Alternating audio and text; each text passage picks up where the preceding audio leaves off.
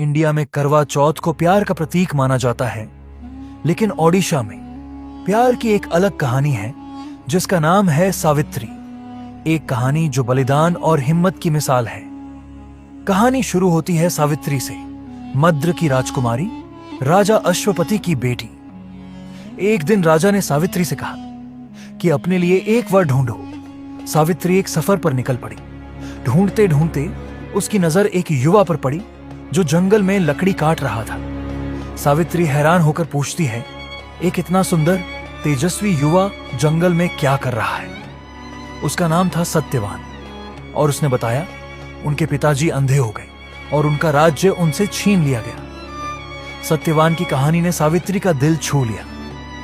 सावित्री ने अपने पिता से कहा उसने अपना जीवन साथी चुन लिया है, एक वनवासी राजा का बेटा। ठीक उस वक्त नारद मुनि आए और चेतावनी दी, 1 साल के अंदर सत्यवान की मृत्यु निश्चित है।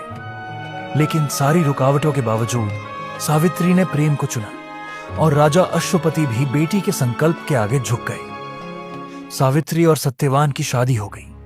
दोनों जंगल में अपने नए जीवन की शुरुआत करते हैं, पर सावित्री का डर कहीं ना कहीं जिंदा था। जैसे जैसे वह दिन पास आने लगा, उनका मन और घबराने लगा। जब सिर्फ 4 दिन बचे थे, सावित्री ने व्रत रखा, बिना पानी बिना भोजन के, और हर देवता से प्रार्थना करने लगी। जब वह दिन आया, सावित्री ने कहा, मैं सत्यवान के हर कदम में साथ हूं। पर सब कुछ करने के बावजूद सत्यवान जंगल में बेहोश होकर गिर गया और यमराज उसकी प्राण लेने आए। पर सावित्री रुकी नहीं। वह यमराज के पीछे चली गई और उसने यमराज से बातचीत की, धर्म पर, प्रेम पर और अपने सच्चे संकल्प पर।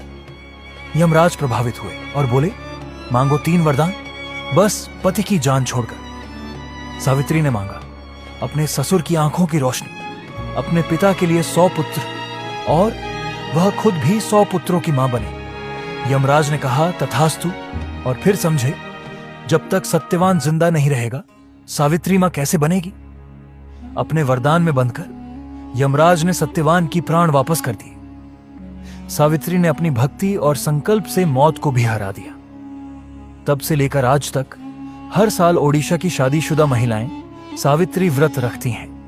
बिना कुछ खाए पिए व्रत करती हैं, बरगद के पेड़ के नीचे धागा बांधती हैं और प्रार्थना करती हैं अपने पति के स्वास्थ्य, लंबी उम्र और सुख के लिए। अगर यह कहानी आपके दिल को छू गई हो तो फॉलो जरूर करो।